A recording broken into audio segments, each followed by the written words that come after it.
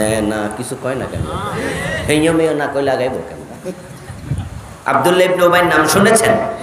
সে নিজের কি খ্রিস্টান কইতো, ইহুদি কইতো, রাসূলের সাথে নামাজে যায় নাই। আলাদা মসজিদও তো বানাইছে, মসজিদে জেরার, যেটাকে ভেঙে দেওয়া হয়েছে। আব্দুল্লাহ ইবনে উবাই তো রাসূলুল্লাহ সাল্লাল্লাহু আলাইহি ওয়াসাল্লামের সাথে গাজওয়ায়ে বনি মুস্তালিক নামক যুদ্ধে হাজির হয়েছে, ইসলামের পক্ষ নিয়ে যুদ্ধের মাঠেও গেছে। নবীজির পিছনে দাঁড়িয়ে নামাজ পড়তো। আব্দুল্লাহ ইবনে উবাই নিজেকে মুমিন দাবি করলো, কিন্তু আপনারা বলুন তো সে মুমিন না মুনাফিক? সে যেই মানের মুনাফিক, সে মুনাফিক হলো কাফের। এটা কোরআনে আল্লাহ তাআলা বলেছে তার জানাজার নামাজের পরে। রাসূল তার জানাজার নামাজের ইমামতি করেছিলেন এবং রাসূল সাল্লাল্লাহু আলাইহি ওয়াসাল্লামের কাপড়ের ভিতরে, জামার ভিতরে তার লাশটাকে রেখে কবরে রাখা হয়েছিল। নবীজি যখন জানাজার নামাজ শেষ করলেন, তার লাশ দাফন করা হলো, তখন আল্লাহ তাআলা বললেন ওয়ালা তুসাল্লি আলা আহাদিম মিনহুম মাতা আবাদা ওয়ালা তাকুম আলা কবরিহি ইন্নাহুম কাফারু বিল্লাহ। ও প্রিয় নবী, যে আব্দুল্লাহ ইবনে উবাইয়ের জানাজার নামাজে ইমামতি করলেন, আজকের পর থেকে কোন মুনাফিকের জানাজার নামাজে আর আপনি ইমামতি করবেন না, নামাজ পড়বেন না, তাদের কবরের পাশেও দাঁড়াবেন না। ইন্নাহুম কাফারু, তারা মুমিন না কাফের? অথচ নিজের দাবি করতো কি মুমিন। মুমিন মুসলিম এগুলো দাবি করার বিষয় না, এগুলো প্রমাণ করার বিষয়। আল্লাহ তাআলা আমাদেরকে বলছেন, নবীদেরকে যে দায়িত্ব দিলাম, সারা আলাকুম মিনাদ্দিন, উম্মতে মুহাম্মাদি, সে বিষয়ে তোমাদেরও দায়িত্ব দিলাম। ওই দায়িত্বটা হলো আন আকিমুদ্দিন, তোমরা সমাজে, দেশে, পরিবারে, ব্যক্তি জীবনে ইসলাম কায়েম করো, দিন কায়েম করো। আন আকিমুদ্দিনা, তোমরা দিন কায়েম করো। এই দায়িত্ব আল্লাহ আমাদের দিলেন। কোরআন মাজিদের সূরার নাম সূরা, আয়াত নাম্বার 13। আল্লাহ বলে দায়িত্ব আমি তোমাদের দিলাম, দিন কায়েম করো। বাংলাদেশের মুসলমানেরা হানাফি বলেন, আহলে হাদিস বলেন, কওমি বলেন, আলিয়া বলেন, জামাত বলেন, হেফাজত বলেন, আমরা যারা নিজদেরকে ভালো মুসলিম বলি, যেগুলো মদ খায় গাঁজা খায় ওদের কথা বলে তো কোনো লাভ নাই। আমরা যারা ভালো মুসলিম, আমরা যদি আত্মসমালোচনা করি, যে দিন কায়েমের দায়িত্ব আল্লাহ আমাদের দিল, সে দিন আমরা বাংলাদেশে কায়েম করতে পেরেছি তো? পারি নাই। তো আল্লাহ যে দায়িত্ব দিল, সে দায়িত্ব আমরা ফাঁস করলাম না ফেল? তো ফেল করলে কিসের জান্নাত? আমরা তো আল্লাহর দেয়া দায়িত্ব পালন করে জান্নাত পাওয়া লাগবে নাকি? ফেল করলে কি জান্নাত মিলবে নাকি? কেমন? ফেল করলে তো জান্নাত মিলবে না। আল্লাহ দায়িত্ব দিলেন আকিমুদ্দিন, দিন কায়েম করো। ওয়ালা তাতাফাররাকু ফি, এবং দিন কায়েমের ব্যাপারে কোনো মতবিরোধ করো না, বিচ্ছিন্ন হইও না, দিন কায়েম করো।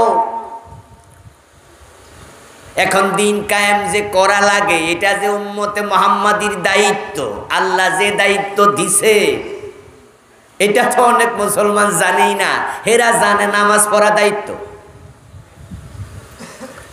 হেরা জানে রোজা রাখা দায়িত্ব, হজ করা দায়িত্ব, যাকাত দেয়া দায়িত্ব, হালাল হারাম বাইসা চলবে দায়িত্ব। এগুলো করছে, মনে করছে হয়ে গেছে। আমার বন্ধু, দিন মানে ইসলাম। ইন্নাদ্দীনা ইনদাল্লাহিল ইসলাম। দিন মানে কি? এ কথা আমার না, আল্লাহ। আল্লাহর কাছে দিন একটা, সেটার নাম ইসলাম। লা ইলাহা ইল্লাল্লাহ দিন নয়, এটা দিনের একটা অংশ, এটা দিনে প্রবেশের রাজতোরণ, মেইন গেট। দিনে প্রবেশ করতে হয় কালেমা পড়ে, ইয়া আইয়ুহাল্লাযীনা আমানু দুখুলু ফিস সিলমি কাফা, ও ঈমানদার ইসলামে পুরা ঢোকো। আর ইসলাম হলো দ্বীন। ইসলাম এবং দ্বীন হলো পরিপূরক শব্দ, একটা আরেকটার একই শব্দের ভিন্ন রূপ। আল্লাহর কাছে দ্বীন একটাই, সেটা হলো ইসলাম।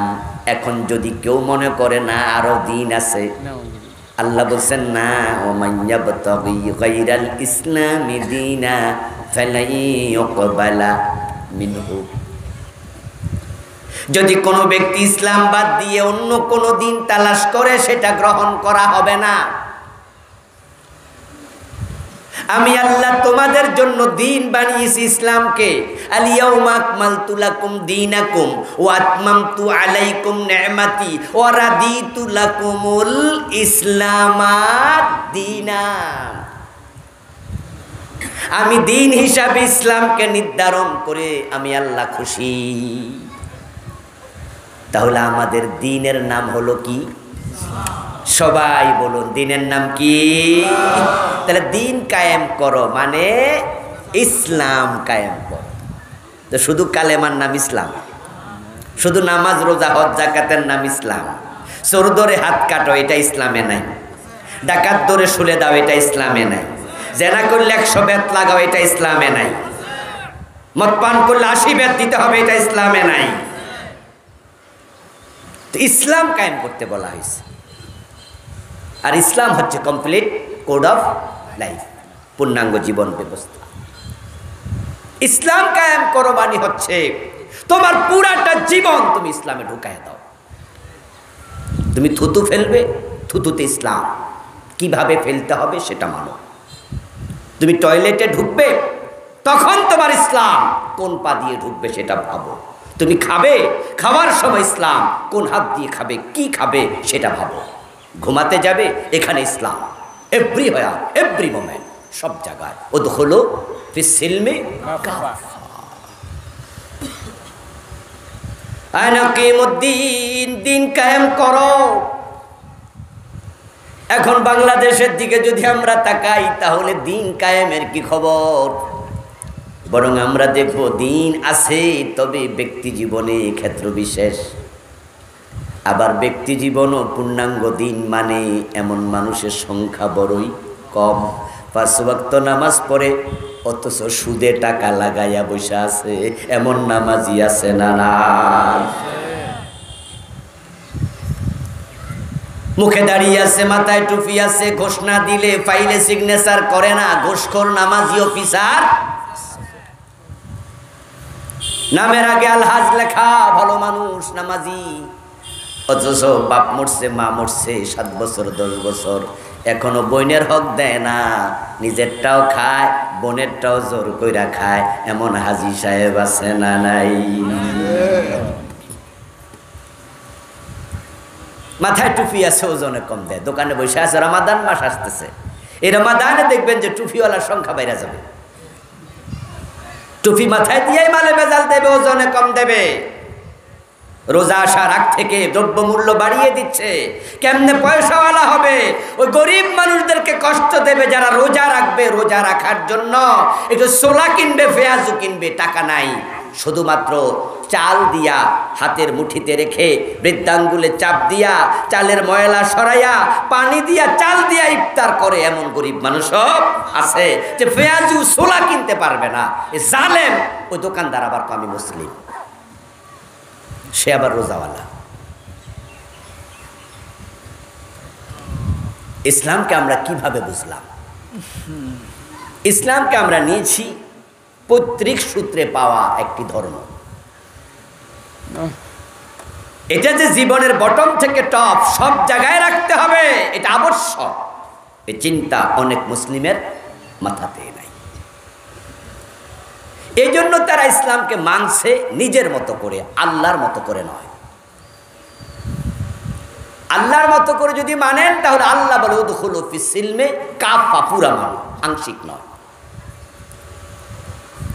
আমার বন্ধু, বাংলাদেশের অধিকাংশ মানুষের চিন্তা হলো কিছু তো মানছি।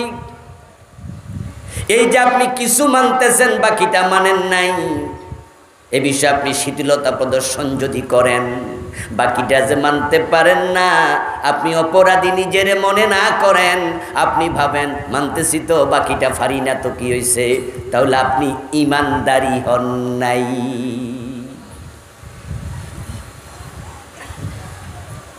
ইসলাম গ্রহণ করার ক্ষেত্রে কোনো ছাড় আল্লাহ দেবেন না। আমল করার ক্ষেত্রে যদি কোনো ত্রুটি হয়, ওই লোকটা যদি অপরাধী মনে করে, তাহলে আমলের ক্ষেত্রে ত্রুটি আল্লাহ ছাড় দেন, তাওবা করলে মাফ করেন। কিন্তু যদি গ্রহণ করার ক্ষেত্রে কেউ মনে করে পুরা ইসলাম মানা লাগে না, হুজুররা তো কইবই, তাহলে আপনি মুমিনই হন নাই। আপনি যতটুকু মানতেছেন তার মূল্য আল্লাহর কাছে পয়সাও নাই, বরং আপনি ওই অর্ধেক যে মানছেন, মানার পরও আপনি কাফের থেকে গেছেন। এটা কোরআন মাজিদের আয়াত। ইয়াকুলুনা নুমিনু বিবাদিন ওয়া নাকফুরু বিবাদ ইউরিদুনা আন ইয়াত্তাখিযু বাইনা যালিকা সাবিলা উলাইকা হুমুল কাফিরুনা হাক্কা। আল্লাহ নিজে বলতেছে, তারা বলবে কিছু তো মানি, আরে বাকিটা মানেন না কেন? সব কি আর পারিনি? কেন পারবেন না? কেন পারবেন না? লা ইউকাল্লিফুল্লাহু নাফসান ইল্লা উসআহা। কোরআনে আল্লাহ বলে মানুষ পারে না এমন কোন দায়িত্ব আমি কাউকে চাপাইয়া দেই না।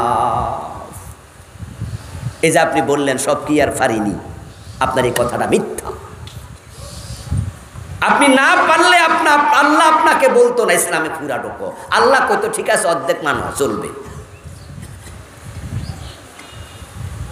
আপনি কেন পারেননি? আপনার লোভের কারণে পারেননি। আপনি কেন পারেননি? আপনার ইগুর কারণে পারেননি। আপনি কেন পারেননি? আপনার বংশপ্রীতি দলপ্রীতির কারণে পারেননি। ও দোস্ত, আবু তালেব জানতো ইসলাম সত্য ধর্ম, কিন্তু তার বংশপ্রীতি তাকে কাফের রাখছে।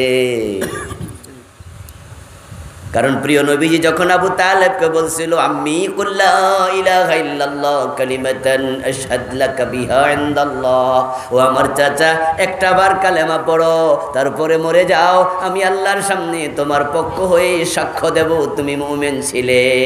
আবু তালেব কিন্তু রাজি হয়ে গেছিল। প্রিয় নবী আশাবাদী, এই তো চাচা কালেমা পড়ে ফেলবে। কিন্তু বালিশের ওই পাশে বসে আছে আল্লাহ দুশমন আবু জাহেল, আব্দুল্লাহ ইবনে আবি উমাইয়া। এ দুজন মিলে যখন দেখলো চাচাতো বাতিজার কথা শুনে ফেলতেছে, এই তো কালেমাটা পড়ে ফেলবে, তখন আবু জাহেল বলতেছে, ও আবু তালেব, মরার আগে কি ধর্ম ত্যাগী হইয়া মরবা? বাবার ধর্ম ছাইরা দিয়া বাতিজার ধর্ম ধরবা? এবার আবু তালেব মাথা তুলে রাসূলকে কি বলেছে শুনুন। আবু তালেব বলল, লাউলা আন তুআইয়ারানি কুরাইশুন লা আকরারতু বিহা আইনাক। ও বাতিজা, আমি যদি তোমার কালেমাটা নেই, তখন কুরাইশরা আমারে বকা দেবে, তারা আমার বদনাম করবে। এই আবু জাহেল মানুষের কাছে কইয়া দিব যে আবু তালেব মরার আগে বাতিজার ধর্ম গ্রহণ করছে, তো তারা আমার ধর্ম ত্যাগী বলবে। আমার দলের লোকেরা, বংশের লোকেরা আমার সাথে খারাপ আচরণ করুক, এটা আমি চাই না। তাই তোমার কালেমা আমি নিলাম না। নাউজুবিল্লাহ পড়বেন না ভাইয়েরা? কথা কইয়েন, কোথায় সুবহানাল্লাহ কইলেন, আলহামদুলিল্লাহ, ইন্না লিল্লাহ, যেগুলা চান্স পান কইয়েন, প্রতিটাতে লাভ। وكان آخر كلامه كلمهم هو على ملة عبد المطلب। আবু তালেবের শেষ কথা ছিল, আমি আমার বাবার ধর্মের উপরেই আছি। নাউজুবিল্লাহ। প্রবলেম হচ্ছে যদি কালেমাটা নেই তাহলে মানুষ খারাপ কইব, বংশপ্রীতি, ইগো। ও প্রিয় ভাইয়ারা, সহিহ বুখারী যারা পড়েছেন তারা পেয়েছেন হিরাক্লিয়াসের কাছে নবীর দূত যখন গেল দিনের দাওয়াত নিয়ে, সেখানে চিঠি পৌঁছায়া দিল রাজা হিরাক্লা। সে কিন্তু চিঠি পড়ার পরে তার সভাসদকে ডেকে বলেছিল, শেষ নবীর আগমন হয়ে গেছে, এমন কিছুদিন আসবে, কিছুদিন পরে আমার পায়ের তলার মাটিটাও ওই নবী দখল করে নেবে। এই জন্য আসো আমরা সবাই মিলে ওই নবীর কাছে ইসলাম গ্রহণ করি। হিরাক্লিয়াস যখন এই কথা বলল, তখনই তার মন্ত্রী এমপি সব রশি ছিঁড়া গরু যেমন দৌড় মারে, তারা সবগুলো পিছনের দরজা দিয়া দৌড় মারছে, বলতেছে এই মিয়া, খ্রিস্ট ধর্ম বাদ দিয়া নতুন নবীর ধর্ম তুমি একা নেও, তোমার সাথে আমরা নাই। হিরাক্লিয়াস যখন দেখলো সারছে কাম, এই তো মন্ত্রী এমপি সব আমার একা রাইখা চলে যায়, তাহলে আমি দেশ সালাম কারে দিয়া, ক্ষমতা তো আমার থাকবে না, সবাই তো বিদ্রোহ করবে। সাথে সাথে হিরাক্লিয়াসের আপনার ক্ষমতা প্রীতি, ক্ষমতার লোভ তাকে শেষ করে দিল। সে বলে সবাই থামো, আমি তো তোমাদেরকে টেস্ট করছি, তোমরা তোমাদের খ্রিস্ট ধর্ম শক্ত কইরা মানো কিনা এটা যাচাই করছি, তোমরা যাচাইয়ে পাস। আমি কিছুক্ষণ আগে যা কইছি এটা আমার মনের কথা না, এটা পরীক্ষা করছি তোমাদের। হিরাক্লিয়াস আর ঈমান আনার সুযোগই পেল না।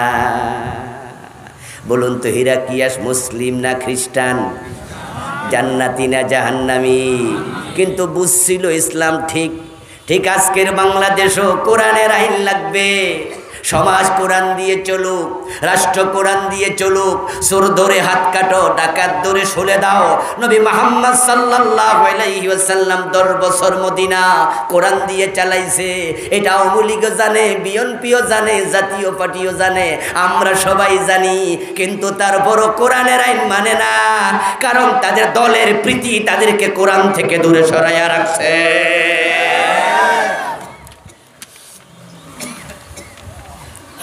কারণ তাদের দলের ম্যানিফেস্টো নাই যে কোরআন দিয়ে দেশ চলুক। তাদের দলের আদর্শে আছে ধর্মনিরপেক্ষতা। তারা হচ্ছে সেকুলারিস্ট। যে 3টা দলের কথা বললাম, ও দলের সাথে আমাদের আত্মীয়দের সম্পর্ক আছে। আমাদের অনেকের ভাই সে দল করে, আপনারা অনেকে দল করেন। আমি বলছি কি, আপনার দলকে খারাপ বলছি না, আমি আদর্শের কথা বলছি। আদর্শ কোরআন না, আদর্শ সেকুলারিজম। অথচ একজন মোমেনের আদর্শ কি কোরআন হবে না সেকুলারিজম? কোনটা হবে? কোনটা হবে? কোরআন না মানলে আপনি মোমেন কেমনে? আপনার সেকুলারিজম তো আদর্শ হতে পারে না, আপনার আদর্শ তো ইসলাম। তো আপনার আল্লাহ আপনার কৌদুখুলু ফিস সিলমে কাফা, ইসলামে তুমি পুরা ঢোকো। হ্যাঁ, আপনি যখন মসজিদে ঢোকেন তখন আমি জানি আপনি আল্লাহর নবী কেমন মানেন। আমরা সবাই মিলে ডান পা দিয়ে মসজিদে ঢুকছি, বাম পা দিয়ে বের হই, আল্লাহু আকবার বলে নামাজ শুরু করি, সালাম ফিরিয়ে শেষ করি। আরে হাত নাভির নিচে হবে না, বুকের উপরে হবে, তা নিয়ে আমরা 2 গ্রুপ হইয়া কিলাকিলি শুরু করি। মসজিদে আমিন জোরে হবে না আস্তে হবে। কত ঝগড়া আমরা দেখেছি, ঝগড়া আমরা শুরু করছি।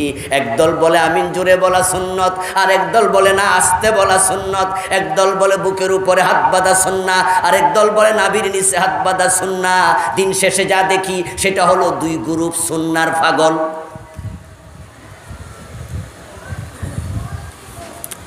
ঝগড়ার বিষয়বস্তু হলো সুন্নাহ নিয়া। 8 রাকাত সুন্নাহ তারাবি না 20 রাকাত সুন্নাহ, তাহলে ঝগড়া হচ্ছে সুন্নাহ নিয়া। 2 গ্রুপে সুন্নাহর জন্য পাগল। মসজিদে সুন্নাহ খোঁজে, দেশ চালানো তার সুন্নাহর দরকার নাই। মসজিদে সুন্নাহর জন্য ঝগড়া করলো, কি সুন্নাহর প্রেমী, আশিকে রাসূল, সুন্নাহর জন্য শহীদ হয়ে যাব। আর মসজিদ থেকে সালাম ফিরিয়ে বের হইয়া আদালতের চেয়ারে বসে যখন মামলার রায় দেয়, তখন হাদিস কোরআন দিয়ে একটা রায়ও দেয় না।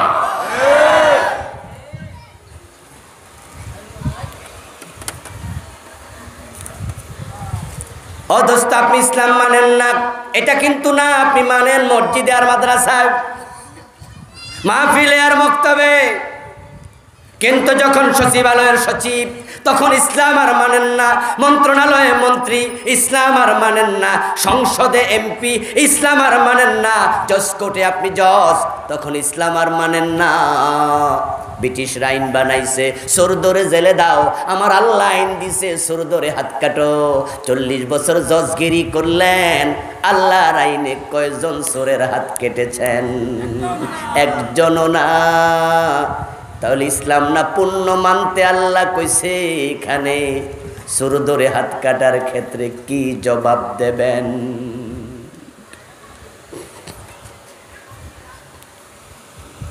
এই যে হাত না বিতে না বুকে নিয়ে ঝগড়া করলেন, মক্কা শরীফে যারা গেছেন, মদিনায় যারা গেছেন, সে মসজিদগুলোতে আপনি এমন মুসল্লিও পাবেন বেড়া হাত বাঁধেই না।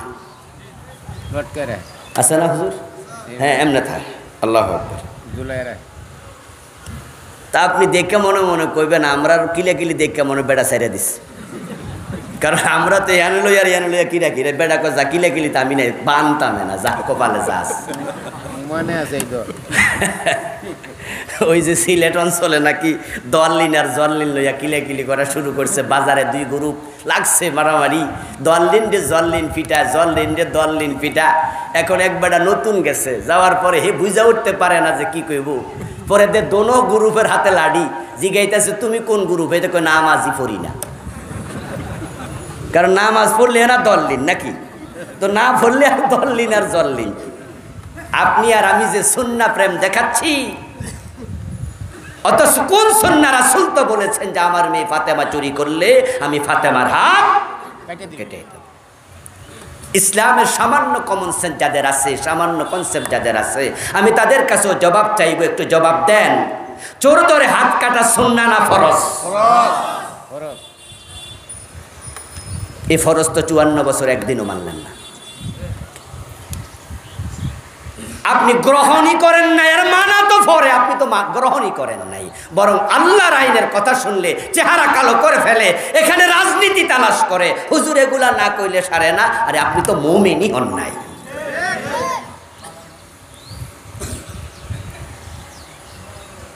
আল্লাহ বলে ইয়াকুলুনা নুমিনু বিবাদ, কিছু তো মানি, ওয়া নাকফুরু বিবাদিন, কিছু মানি না, মানি সব মানতে পারি না। তাহলে আপনি কোন জায়গায়? ইউরিদুনা ইয়াত্তাখিযু বাইনা যালিকা সাবিলা, তারা মাঝামাঝি তালাশ করে, মানি না কইলে কাফের, কইরা কোন যাইব না, আবার ফুরা মানি কইলে তো বিপদ, ইসলামের পক্ষে চইলা গেলাম, তখন তো এই দলে আর আমার পোস্ট থাকবে না। মুসলমানের সকল কাজে শুরুতে কার নাম হবে? এতগুলা মানুষ জবাব দেয় না কেন ভাইয়েরা? মুসলমানের সব কাজে শুরুতে কার নাম? খাইতে কার নাম? ঘুমাইতে কার নাম? শুরু করলে কার নাম? তা আপনারা যে মিছিল করেন, সব দলের শুরুতে নারে তাকবীর আল্লাহু আকবার বলা যায়, লিল্লাহে তাকবীর দিয়া মিছিল করা যায়। তা আপনি বললেন যে আল্লাহর নাম শুরুতে, আগামীকালকার দলে যাইয়া নারে তাকবীর লিল্লাহে তাকবীর কইয়া দেখেন, পরশুদিন আপনার পোস্ট নাই।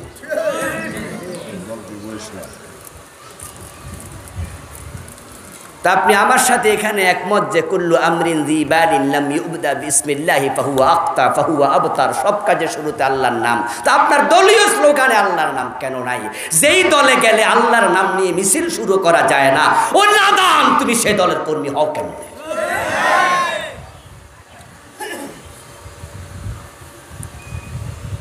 বলবা হুজুর ক যায় না, কইতাম তো চাই, কিন্তু ক যায় না, কারণ কইলে তো বড় ফোর্স চলে যাব। তো এই দলের ফোর্স দরকারটা কি? ওই দল তালাক দিয়া দাও, চলে আসো। কিন্তু না, তোমার দল প্রীতি তোমাকে হয়তো আবু তালেব বানাবে, না হেরাক্লিয়াস বানাবে, এবং সেটাই হচ্ছে। আল্লাহ বলে তারা মাঝামাঝি থাকতে চায়, উলাইকা হুমুল কাফিরুনা হাক্কা। আর যারা পূর্ণ ইসলাম গ্রহণ না করে অর্ধেক করলো, তারা কাফের থেকে গেল। আফাতুমিনুনা বিবাদিল কিতাবি ওয়া তাকফুরুনা বিবাদিন ফামা জাযাউ এই যে মনে মনে ভাবতেছেন কিছু তো মানি, নিশ্চয় পুরস্কার পাবো, আখেরাতে আল্লাহ হয়তো কিছু সরথাপ্পর কিলকনি মাইরা জাহান্নামে 2-4 বছর জ্বালাইয়া তারপরে জান্নাত দিয়ে দেবে। আল্লাহ বলে জি না, কোরআনের কিছু মানবা কিছু মানবা না, ফামা জাযা, তোমার মতো লোকের জন্য আমার কাছে কোনো পুরস্কার নাই।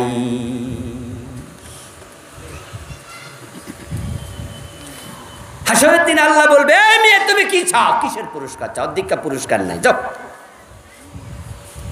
প্রিয় ভাইয়েরা, আপনারা একটু বলেন তো, ফজরের নামাজের ফরজ কয় রাকাত? আচ্ছা, 1 রাকাত সূরা ইয়াসিন দিয়া ফইরা বাড়ি জানগা, সওয়াব তো অর্ধেক হবো, ঠিক না? হবে তো 1 রাকাত যে পড়ছেন 10 মিনিট লাগাইয়া, ফামা জাযা, অধিকার জাযা নাই। চৈত্র মাসে রোজা রাখছেন, দুপুর 3টার দিকে ঘড়িতে হাত দিয়ে তাকাইয়া দেখেন যে আরে পেটে তো ক্ষুধা লাগবেই, বাজে 3টা।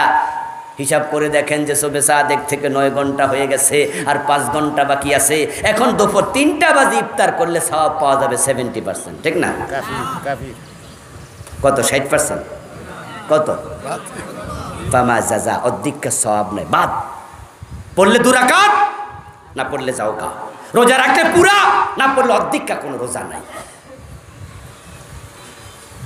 বাংলাদেশে চলমান যে নোটগুলো আছে, সবচেয়ে দামি নোটটার দাম কত?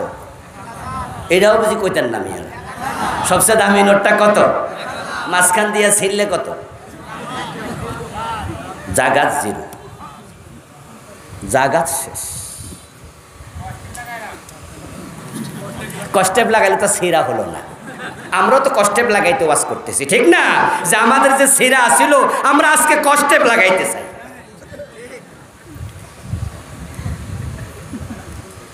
কিন্তু মাঝখানে যদি আপনি ছিঁড়ে যান অর্ধেক নিয়ে বাজারে, কোনো দোকানদার খরচা দেবে? আর কষ্টেপ লাগাইলে দিতেও পারে যে চাচা ছিঁড়া গেছিল, নেও প্লিজ, তাহলে হয়তো হইতে পারে। কিন্তু অর্ধেক নেবেন না, অর্ধেক নিলে চলবে না। আল্লাহর কাছে কষ্টেপ মষ্টেপ লাগাইয়া যাইয়েন, অর্ধেকটা লইয়া যাইয়েন না। কি আমরা যেভাবে চলছি, কি কষ্টেপ লাগাইছি না অর্ধেকটা? অর্ধেকটা লইয়া আল্লাহর কাছে যাওয়া যাবে না, যাবে না, যাবে না, যাবে না। সুদে টাকা লাগাইয়া মাহফিলের মাঝখানে বেটা বসে আছে। কেন আসছেন মাহফিলে? বেহেশতে যান। ওরে বাবা রে, সুদ খোর চাচা নাকি বেহেশতে যান? আশ্চর্য মোমেন্ট তো আপনি। নবীজি বলছেন, যে ব্যক্তি সুদ খায় সে ব্যক্তির আমল নামায় সুদের কারণে 73টা গুনাহ, সবচেয়ে ছোটটা হলো নিজের মায়ের সাথে জেনা। মাকে বিয়ে করা মানে জেনা করা। قال رسول الله صلى الله عليه وسلم من أكل درهم ربا وهو يعلم أنه أشد من 36 زنا। যদি কোনো ব্যক্তি জেনে শুনে 1 টাকা সুদ খায়, তার আমল নামায় 36 বার জেনার গুনাহ হবে কমপক্ষে।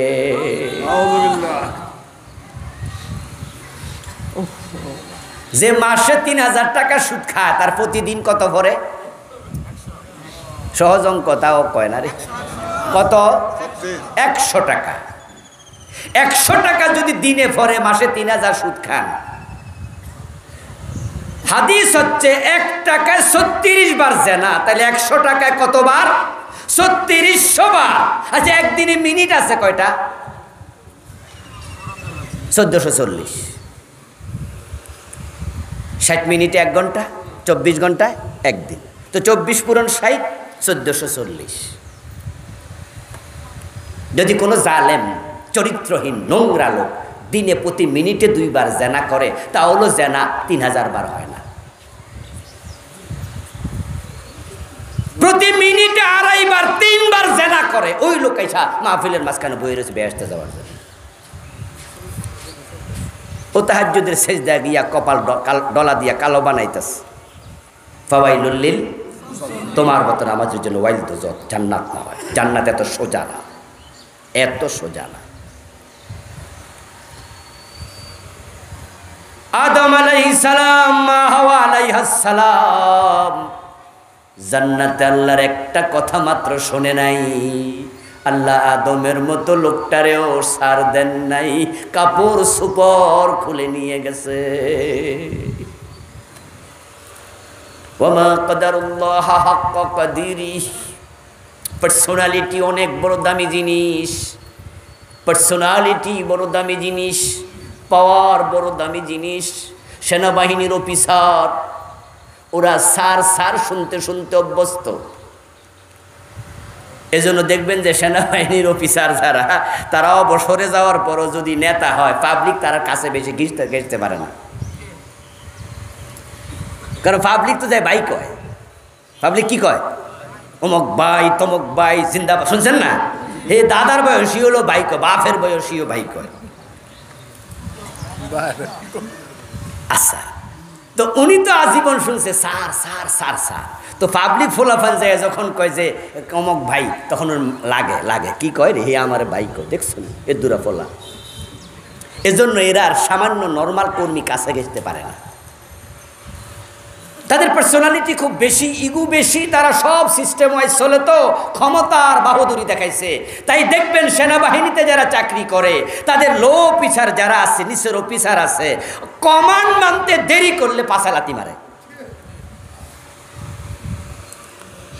ওরা সিরিয়াস, বুট দিয়ে লাথি মারে, কথা না শুনলে সাথে সাথে এমন শাস্তি দেয়।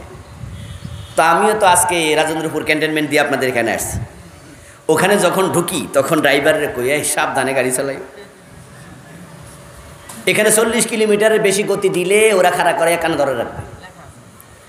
একদিন আমার ড্রাইভার আর কয়েক বছর আগে সেখানে ওভারটেকিং করছে, আর ওখানে সামনে গেছে, আর সেনাবাহিনীর অফিসার দাঁড়া করাইছে, করাইয়া সাইড করছে। সাইড করে তারপরে ও ডাইকে নিয়ে গল্প করতেছে। তা আমি বসে আছি গাড়িতে, কিরে ড্রাইভারের সাথে এত গল্প কিসের? যখন 30 সেকেন্ড 1 মিনিট হয়ে গেল, তখন আমি নাইমা টুকটুক করে গেলাম, গিয়ে আমি সালাম দিয়ে বললাম, স্যার কি হয়েছে? কয় সে এখানে ওভারটেকিং করছে, এর জন্য হেরো কইলাম ওই ডোবাতে 10টা ডুব দেওয়ার জন্য, হে দেরি করতেছে, বেশি দেরি করলে 20টা দেয়। শীতকাল চলছিল, ডোবার পানির দিকে তাকাইয়া দেখি ময়লা পানি। পরে আমি ভাবলাম সারছে কাম, এখন যদি হয়তো গোসল করে গাড়ি চালান লাগবো না। উনি আবার কইতেছে দেরি করলে বলে 10-এর জায়গায় কত, 20। পরে আবার আমি ওরে দমক টমক দিয়ে, বেটা আর ওভারটেকিং করবি না, জোরে চালাবি না, স্যার আজকের মতো মাফ করেন। তখন ছাড়ছে। ওরা কথা কইলে খেপে যায়, তাদের পাওয়ার ইগু। এবার বলুন তো, আল্লাহর একটা নাম মুতাকাব্বির, আল্লাহর ইগু মানুষের মতো এমন আরো বেশি। কত বেশি? ওমা কাদারুল্লাহ হাক্কা কাদরি। এই জন্য আদম যখন আল্লাহর একটা কথা সরে নাই, আল্লাহর ইগুতে লেগে গেছে, পার্সোনালিটিতে লেগে গেছে। এই আদম, তোমাকে বানাই আমি ফেরেশতাকে দিয়ে সেজদা করাইছিলাম, তোমাকে আমি জান্নাতে দিয়েছি, পুরা জান্নাতটা খুলে দিয়েছি, যা মন চায় খাও, যেখানে মন চায় যাও, কিন্তু একটা মাত্র কথা বলেছি, ফালা তাকরাবা হাযিহিস শাজারা, ওই গাছের কাছে যেও না। গেলা কেন? কেন গেলা? আমার কথা কেন শুনলা না? জান্নাতের কাপড় চোপড় খুলে পুরা উলঙ্গ বানিয়ে ফেলেছে, ল্যাংটা বানিয়ে ফেলেছে। ফালাম্মা যাকা শাজারা بدت لهما سواتهما طفقا يقصفان عليهما من ورق الجنة। আল্লাহ কোরআনে এগুলো আমাদের শোনায়। তোমাদের বাবা, তোমাদের মা আদম হাওয়া আলাইহিমাস সালাম, তাদের কাপড় আমি খুলে নিয়ে গেছি, এখন তাদের গায়ে কাপড় নাই। জান্নাতের পাতা দিয়া গাছ থেকে ছিঁড়ে ছিঁড়ে লজ্জাস্থান ডাকতেছে। এই কাহিনী শুনাই আল্লাহ বুঝায়, আমার কথা না শুনলে জান্নাতের কাপড় আমি পড়তে দেই না। আদম হাওয়ারটা কাইরা নিছি, আমার একটা কথা শুনে নাই। আর তোমরা তার সন্তানেরা সুদ খাইয়া, গোশ খাইয়া, মানুষ ঠকাইয়া, জুলুম কইরা, বেনামাজি হইয়া, রোজা ভাঙ্গিয়া তোমরা ওই জান্নাতের পোশাক পরবা, সে স্বপ্ন কেমনে দেখো?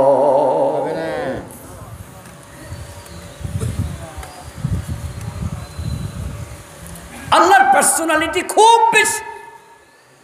উনি যা বলে তার বাহিরে চলার অধিকার কারো দেয় না। এজন্য যে নবীরা একটু একটু এরকম করছে, সব নবী নাফসি করা লাগবে হাসরের ময়দানে। তারাও জানে যে লড়ছি কেন, উপায় নাই। ইন্নামা মান নোকেশা হালাক, ইন্নামা মান নোকেশা উজ্জেবা।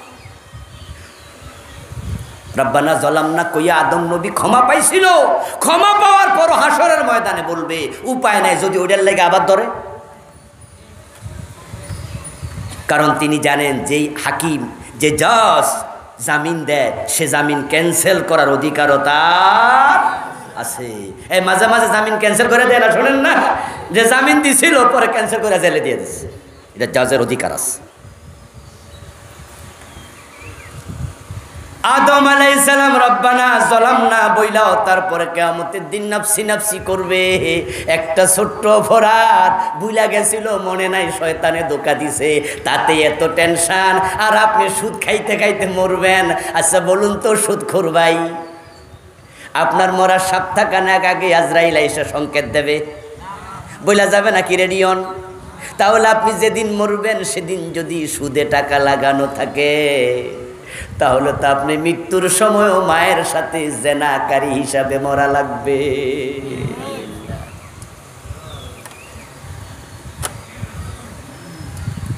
ইউনূস আলাইহিস সালাম আল্লাহর কত বড় নবী, কত বড় নবী।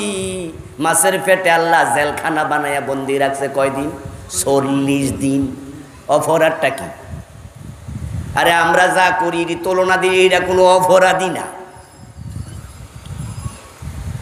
ওনার নবুয়তের জায়গা ছিল নিনুয়া নামক এলাকা, এটা ইরাকের একটা শহর, একটা পল্লী। ওই ইরাকের নিনুয়া নামক জায়গা নবী ইউনূসকে আল্লাহ দায়িত্ব দিছে, এখানে আপনি দিন প্রচার করেন। কিন্তু একবার তার উম্মতের সাথে একটু হট্টগোল হলো। তারপরে তিনি হট্টগোলের 1-2 দিন পরে ভাবলেন ওই উম্মত উনাকে মারার সম্ভাবনা আছে, তাই তিনি ভাবলেন জান বাঁচান ফরজ, আমরার মতো আর কি। ওই দিনের ভাবনা একটু ভুল ছিল। উনি ভাবছে আগে জান বাঁচাই, তাই তিনি এলাকা ছেড়ে পাশের এলাকা ফোরাত নদী পার হয়ে ওপারে রওনা দিছেন। ফোরাত নদীতে নৌকা, নবী ইউনূস আলাইহিস সালাম ফোরাত নদীর নৌকায় উঠছে, ওই পারে চলে যাবে। কিন্তু তার কর্মস্থল তো এখানে, ওখানে যে রওনা দিছে আল্লাহর অনুমতি দরকার আছে না নাই? অনুমতি নেয়ার কথা মনে নাই। আল্লাহ কয় কই যাও? মাছের পেটে ঢোকো। ফালতাকামাহুল হুতু ওয়া হুয়া মুলিম। মাছ এসে করেছে, নৌকা থেকে ফেলে দিয়েছে, মাছের পেটে 40 দিন আল্লাহ আটকায়া রাখছে। ইউনূস নবী অন্ধকার পেয়ে মাছের পেটে যাইয়া কয় বুঝা লাইছি আমার আল্লাহ তো আমার উপর রেগে গেছে। লা ইলাহা ইল্লা আনতা সুবহানাকা ইন্নী কুনতু মিনাজ জালিমিন। আল্লাহ আমার ভুল হয়ে গেছে। আদম বলে রব্বানা যালামনা, ইউনূস বলেন ইন্নী কুনতু মিনাজ জালিমিন। এই গোশখোর অফিসার, তুমি কয়দিন বলছো রব্বানা যালামনা? বোনের হক যারা খাও কয়দিন বলছো রব্বানা যালামনা?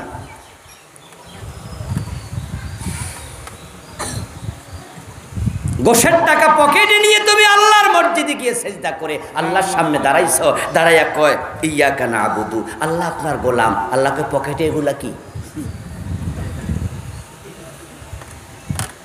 এমন গোলাম তো আমি চাই না, এমন গোলাম তো আমার দরকার নাই। ইউনূস আলাইহিস সালাম মাছের পেটে গিয়ে যখন বলছেন আমার ভুল হয়ে গেছে, আল্লাহ এবার রাগ কমে গেছে। আল্লাহ তাওবা করলে রাগ কমে যায়। সুবহানাল্লাহ পড়েন। কি দারুণ আল্লাহ আমরা পেয়েছি। উনার পার্সোনালিটি খুব বেশি, কিন্তু আবার তার রহমতও এত বেশি। মানুষ যখন তাওবা করে আগের গুনারে শুধু মাফ করে না, ইউবাদদিলুল্লাহু সাইয়্যাতিহিম হাসানাত। কোরআনে আল্লাহ কয় আমি গুনাহগুলোর সওয়াব বানায়া দেই।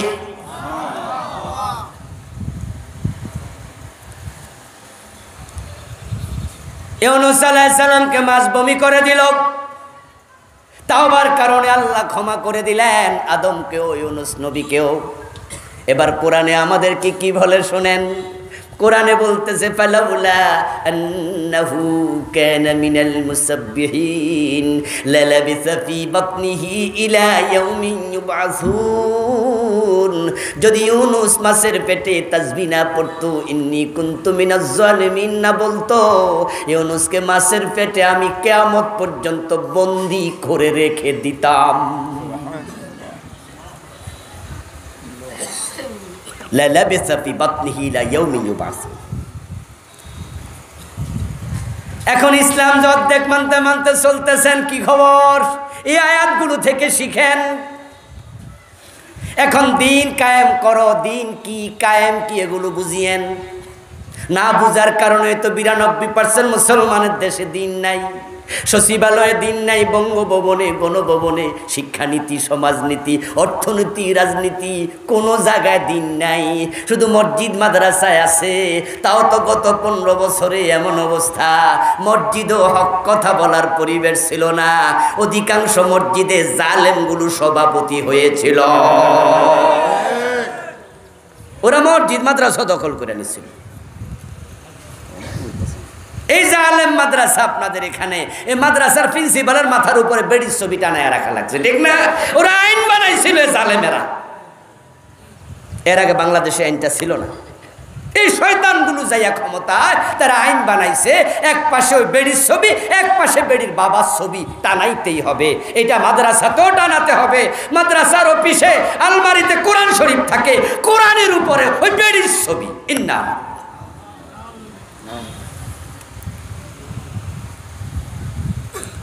ওই বেপর্দা মহিলা যার কান দেখা যায়, চুল দেখা যায়, ওই মহিলার গলা দেখা যায়, তার দিকে তাকাইলে কি কবিরা গুনাহ হবে না? এ প্রিন্সিপাল, মুহাদ্দিস, আলেম আমরা, আমাদেরকে পর্যন্ত ছবির দিকে তাকাইয়া কবিরা গুনাহ করতে তারা বাধ্য করেছে। আল্লাহর গজব এমনি আসে না। শাহজালালের বাংলাকে এই জালেমগুলো তারা মূর্তির বাংলায় পরিণত করতে চেয়েছে।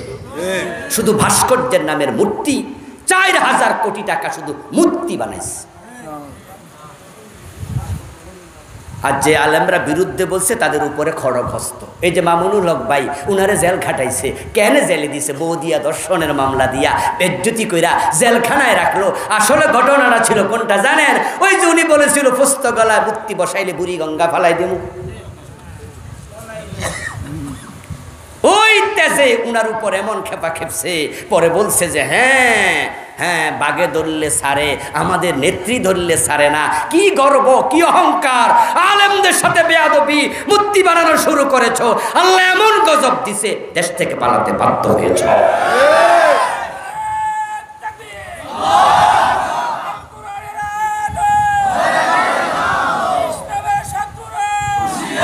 আমার প্রিয় ভাইয়েরা, এমন বেজ্জতি হয়েছে, আল্লাহ শুকরিয়া।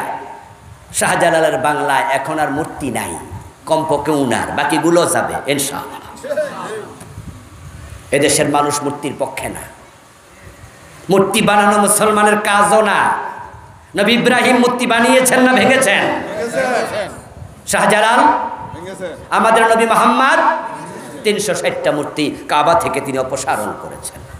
জাল হাক্কু ও জাহাকাল বাতিল বলে বলে সবগুলো ফেলিয়ে দিয়েছে। আর ওরা এসে পুরো বাংলাদেশটাকে নিজের বাবার সম্পদ বানাইয়া এখানে ছবি টানাও, ওখানে মূর্তি বানাও, কি শুরু করেছিল? সীমালঙ্ঘন আল্লাহ পছন্দ করে না। দিন মানে ইসলাম, কায়েম মানে প্রতিষ্ঠা। এখন প্রতিষ্ঠা কেমনে করে? এই যে আমাদের উপরে, মাথার উপরে সামিয়ানা, এটা প্রতিষ্ঠা করার নিয়ম আছে। এই যে দেখেছেন আজকে কত সুন্দর সামিয়ানা, কিন্তু গতকালকে এভাবেই তো ছিল না, এর আগের দিন মোটেও না। যারে দায়িত্ব দিয়েছে সে বাঁশ এনেছে, তারপরে মাটি খুঁড়েছে, তারপরে এটা গাড়াইছে, তারপর সাইডে আঘাত করে করে শক্ত করেছে, তারপরে উঠে কমনে কাপড় টানাইয়া এটাকে রেডি করে দিয়েছে।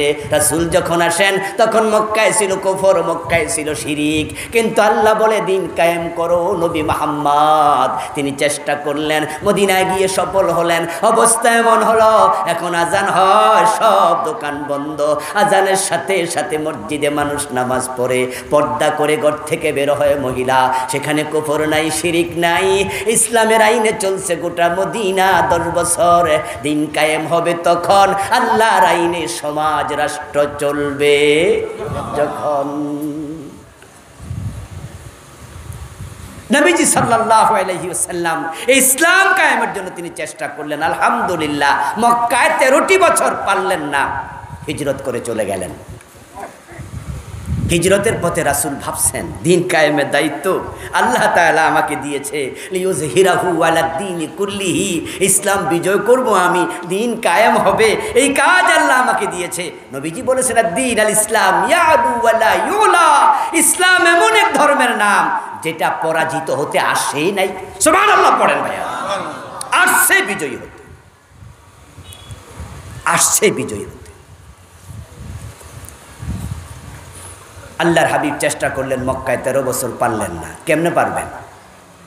দিন বিজয়ের জন্য তো প্রয়োজন কোরআনের অনুশাসন মেনে চলা। কোরআন শাসক হবে, শাসিত নয়। ড্রাইভিং সিটে বসবে, যাত্রীর সিটে না।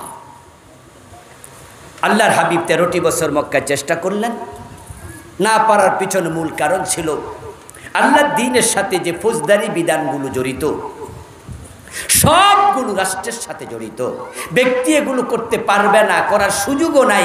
যেমন চোর ধরে হাত কাটা, এই আইনটা কি ব্যক্তি পর্যায়ে না রাষ্ট্রীয় পর্যায়ে হবে? আপনাদের এলাকায় কি মাদক নাই? এ টোক ইউনিয়নে কি মদ খাওয়ার লোক নাই?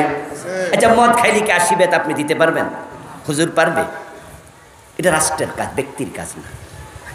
জেনা করলে 100 বেত দিতে হবে, এটা কি ব্যক্তির কাজ না রাষ্ট্রের কাজ? তাহলে এই আইনগুলোর জন্য দিন বিজয় হওয়া অপরিহার্য। ইসলাম সব জায়গায় লাগবে। নবীজি পারেননি মক্কায়, কারণ মক্কার সংসদের নাম ছিল দারুন নাদওয়া। এই দারুন নাদওয়াতে আল্লাহর কোরআন নিয়ে ঢোকার কোনো অনুমতি আবু জেহেলরা দেয় নাই। বরং তারা মক্কার সংসদে আইন পাশ করিয়েছিল, ওয়াকালাল্লাযীনা কাফারু লা তাসমাউ লিহাযাল কুরআন। মক্কার সংসদে তারা আইন পাশ করাইছে, কোরআন শুনতে যাওয়া যাবে না। ওয়ালগাউ ফীহি লাআল্লাকুম তাগলিবুন। দ্বিতীয় আইন পাশ করাইছে, এবং যেখানে কোরআন পড়া হবে, বলা হবে, সেখানে গন্ডগোল লাগাইয়া দাও। গত 15 বছর মনে হয় যেন এই আইন কায়েম ছিল বাংলাদেশের অনেক জায়গায়। আমিও তো একটু ইউনিয়ন আসতে পারি নাই, কাপাসি আসতে পারি নাই 12 বছর। আজীব তো, এই যে আমি এতক্ষণ পর্যন্ত ইসলাম কায়েমের কথা, কোরআন কায়েমের কথা বলতেছি। কোরআন কি আমার একা? ইসলাম কি আমার একার ধর্ম? আচ্ছা, আমি কি বলছি অমুক দলের ভোট দেন, তো আমারে মানা করে কেন? এরকম আরো কত আলেম, আল্লামা সাইদির মতো লোকটাকে 13টা বছর জেলে রাখছে, ঠিক না? শেষ পর্যন্ত বাইরে ফেলছে, শুধু জেলে না। নয়া দিগন্ত গত সপ্তাহে রিপোর্ট করেছে যে ইন্ডিয়ার প্রেসক্রিপশনে অনুযায়ী ওনাকে হাসপাতালে হত্যা করা হয়েছে।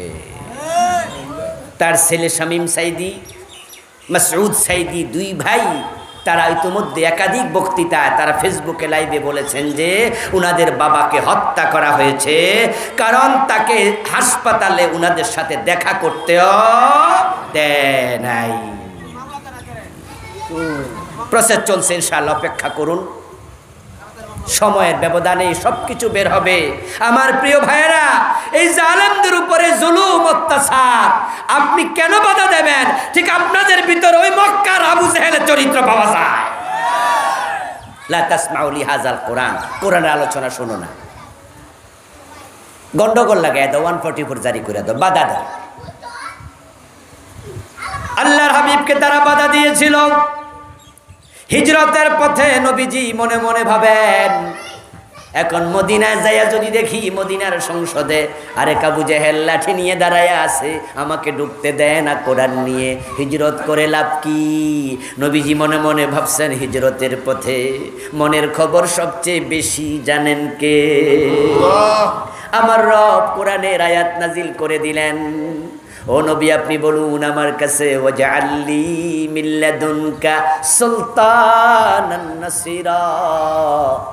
ও নবী আপনি আমার কাছে বলুন, ও আল্লাহ তুমি আমাকে রাষ্ট্র ক্ষমতা দিয়ে সাহায্য করো, যে ক্ষমতা পেলে দিন কায়েম করা যাবে। এই যে তাবলীগ জামাতের লোকেরা বাংলাদেশে ইজতেমা করতেছে, প্রতি বছর আগে করতো 3 দিন, পরে করতো 6 দিন, এবার করছে কয়দিন জানেননি? 9 দিন। হ্যাঁ, আচ্ছা 3 ভাগে ইজতেমা করছে। তাবলীগ আপনি করেন কি জানি না, আমি করি কি সেটা প্রশ্ন না, কিন্তু তাবলীগ কি মানুষের মদ খাইতে কয়, গাঁজা খাইতে কয়? তারাও নামাজের ওয়াজ করে, রোজার ওয়াজ করে। 3.5 লাখ মসজিদের ইমাম সাহেবেরা নামাজ রোজার ওয়াজ করে। আমরা বক্তারাই 6 মাস মাহফিলে নামাজের ওয়াজ করি। আপনাদের আহলে হাদিসের জোর কত ইস্তেমা বিভিন্ন জায়গায় হয়, এবং আপনাদের তালিম তাদরিস তারবিয়াত হয়, নামাজের ওয়াজ করেন, ফিরেরা নামাজের ওয়াজ করে। এই যে সবাই মিলে নামাজ নামাজ নামাজ, ফজরের টাইমে মসজিদ ফুরা না খালি।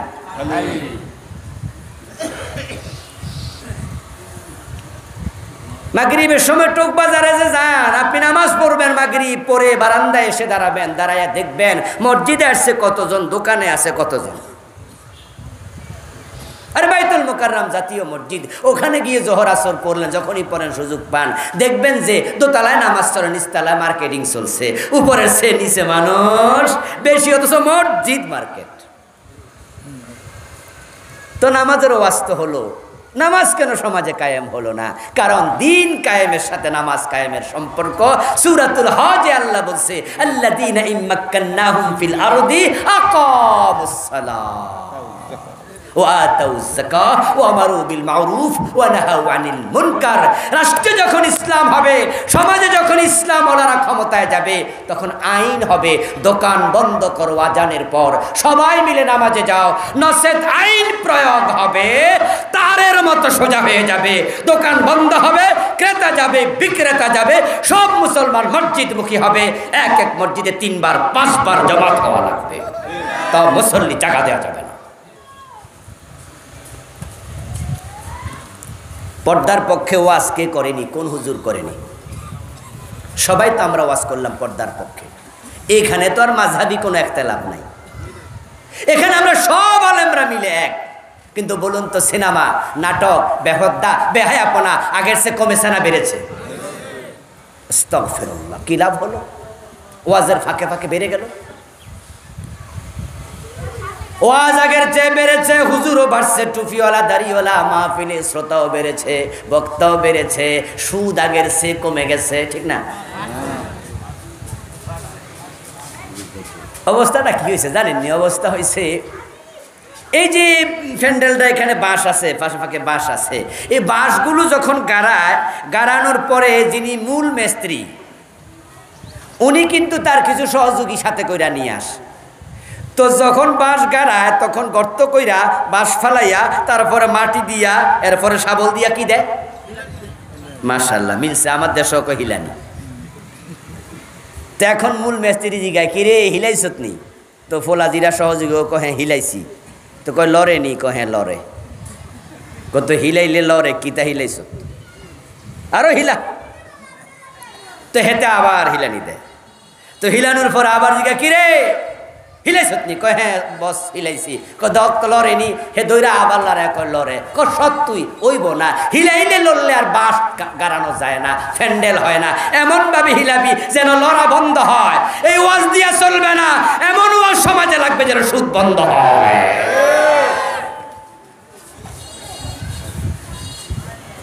ওই ওয়াজ হলো দিন কায়েমের ওয়াজ। এই মাহফিলে তো আজকে মানুষ আছেন এখানে 1000-এর বেশি কমপক্ষে। এই 1000 চিৎকার দেন না সুদের বিপক্ষে। কাল থেকে বাংলাদেশে সুদ চলতে দেয়া হবে না। সবাই বলবেন জি হুজুর, হবে না, সুদ বন্ধ হয়ে যাবে। কিন্তু মাত্র 151 জন নেতা সংসদে গিয়ে বলুক না, কাল থেকে আমরা সুদ চাই না। একবার না বলবে, সুদ বন্ধ হতে আর দেরি হবে না।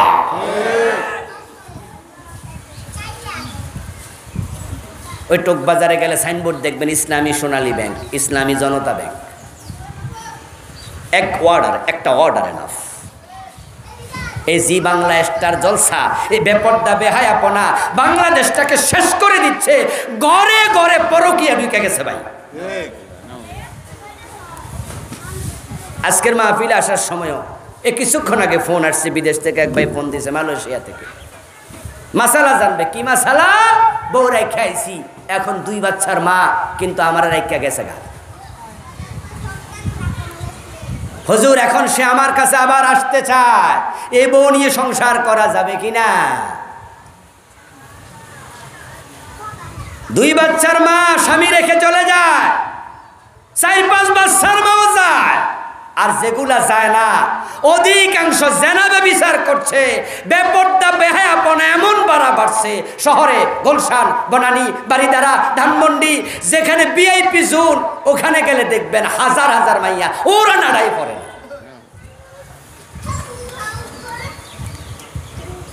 ওয়াজ তো অনেক হলো বেপর্দার বিরুদ্ধে, কেমনে বন্ধ করবেন?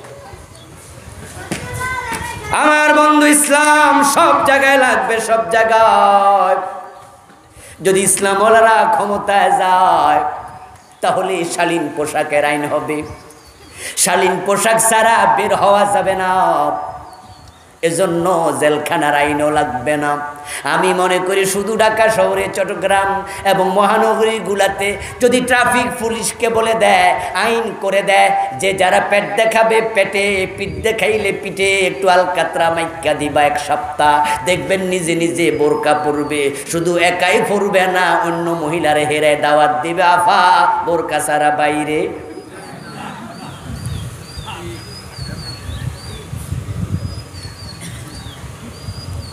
ও মুসলমান, তোমরা উল্টা পথে চলছো, এজন্য দুনিয়া তো শান্তি পাচ্ছ না, আখিরাতও পাইবা না। কোন হুজুরের বউ পরকিয়া করে পালাইছে শুনেন না, কারণ হুজুররা আরেক বেড়ির লোকে পরকিয়া করে না, এজন্য ঘরে হক ঠিকঠাক আদায় করে। আর যারা ইসলামের বাহিরে উল্টা চলে তাদের পরিবারে ঝামেলা তৈরি, স্বামী রেখে বউ চলে যায়, বউ রেখে স্বামী চলে যায়। ব্রিটিশদের বানানো আইন তোমাদের কাছে ইসলামের আইনের চেয়ে ভালো লাগে, কারণটা কি রে দোস্ত? ওদের আইনের কত গোজামিল, কত রকমের আপনার ঝামেলা। আমি দেখি যে কি অসঙ্গতির অভাব নাই। আচ্ছা, চোর ধরে জেলে দেয়, আমি কি পাগলে কেমনে আইন বানায়, আর মানে আরেক পাগলের দল। আচ্ছা, চোর ধরে যে আপনারা 6 মাস 1 বছর জেলে দেন, চোর কি ভালো মানুষ না খারাপ মানুষ? তো জেলে যে দিলেন, খাওয়াইলো কেডা? হে খানার টাকা দিছে জীবনে? আর জেলখানার কয়েদি খানার টাকা দেয়, বিদ্যুতের বিল দেয়, থাকার ভাড়া দেয়, তো চোরের টাকা দেয় কেডা? সরকার টাকা পেল কই? তো জনগণ আমরা কি ব্যাট দিলাম, ট্যাক্স দিলাম, চোরের খাওয়াইতো? ওর পিছনে খরচ দরকার ছিল শুধুমাত্র 10 টাকা 20 টাকা। সেটা হচ্ছে একটা বাডাল রাখবে, চুরি করেছে প্রমাণ হবে, কবজি বরাবর হাত 1 কোপে কাটা দিবা। একটা হাত কাটা চোর দেখে 100 চোর তারের মতো সোজা হয়ে যাবে।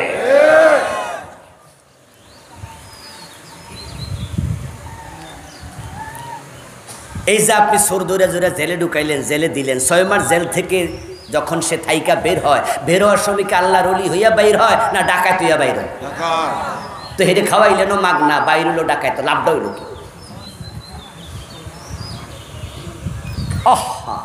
ইসলামের আইন কত সাইকোলজিক্যাল, কতটা মনস্তাত্ত্বিক, কতটা লজিক্যাল, কতটা যৌক্তিক, কতটা সায়েন্টিফিক, কতটা বৈজ্ঞানিক। দেখেন, হাত কেটে দাও। 10টা এমপি, 10টা মন্ত্রী, 10টা সচিব, 10টা ডিসি যারা সত্যি অন্যায়কারী, অপরাধী, চোর, হাত কেটে দাও। দেশের টাকা বিদেশ পাঠাইয়া কানাডায় বেগম পাড়া বানাচ্ছে, দেশের টাকা বাহিরে পাচার করছে। হাত কাটা যদি শুরু হয়ে যায়, এমপির হাত কাটা দেখে বাকি এমপিরা সোজা হয়ে যাবে।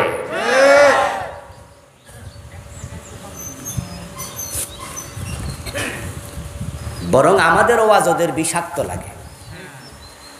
ইসলাম হাত কাটতে বলছে, এটা শুনলে ওরা আরো সমালোচনা করে। আচ্ছা, চোরেরও যদি হাত কাটে, চোর ভাত খাইব কি দিয়া? ওরে বাবা রে, কি মানব দরদি!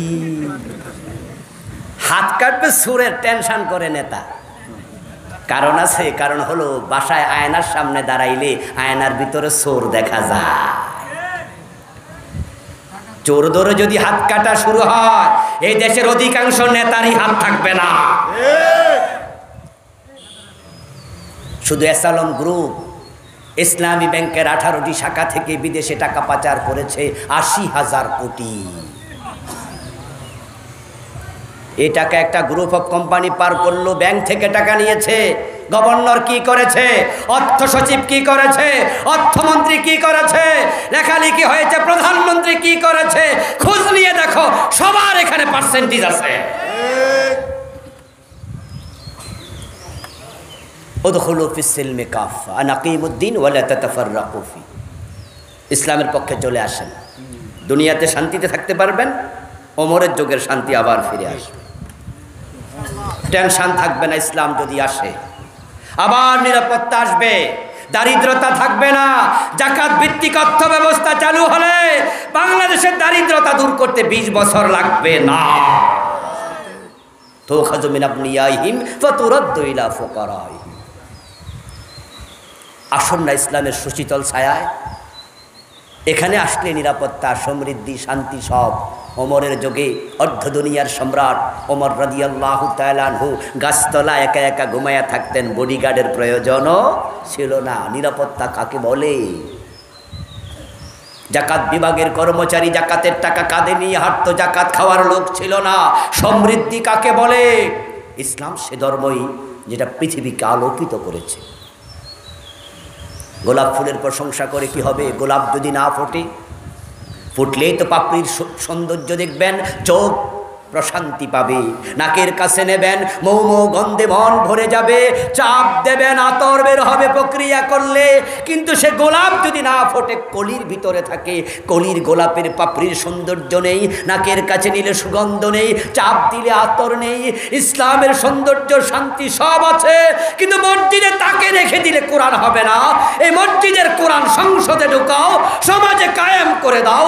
ইসলামের সৌন্দর্য দেখে আজকেও কাফেররা দলে দলে মুসলমান হবে।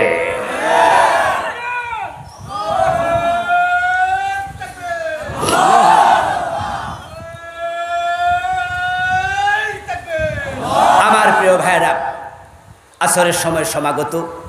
যতটুকু কথা বললাম আল্লাহ তাআলা আমাকে যারা শুনলেন সকলকে মেনে চলার তৌফিক দিন।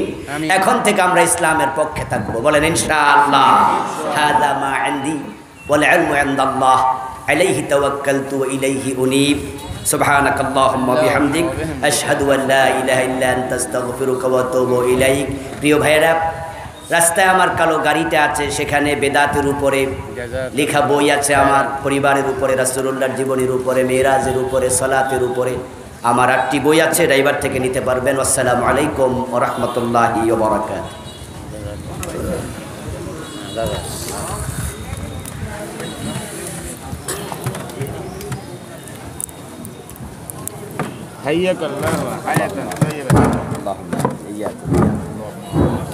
সম্মানিত উপস্থিতি, আগামীকাল 21শে ফেব্রুয়ারি রোজ শুক্রবার জিকিরকান্দা কেন্দ্রীয় জামে মসজিদে প্রাঙ্গণে এক বিরাট তাফসীরুল কুরআন মাহফিলের আয়োজন করা হয়েছে। উক্ত তাফসীরুল কুরআন মাহফিলে প্রধান বক্তা হিসেবে তাফসীর করবেন হযরত মাওলানা আবুল হাশেম মোল্লা।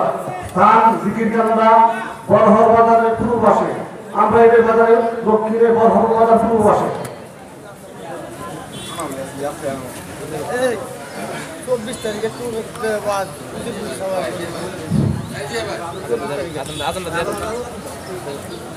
Allahu Akbar, Allahu Akbar, Allahu Akbar,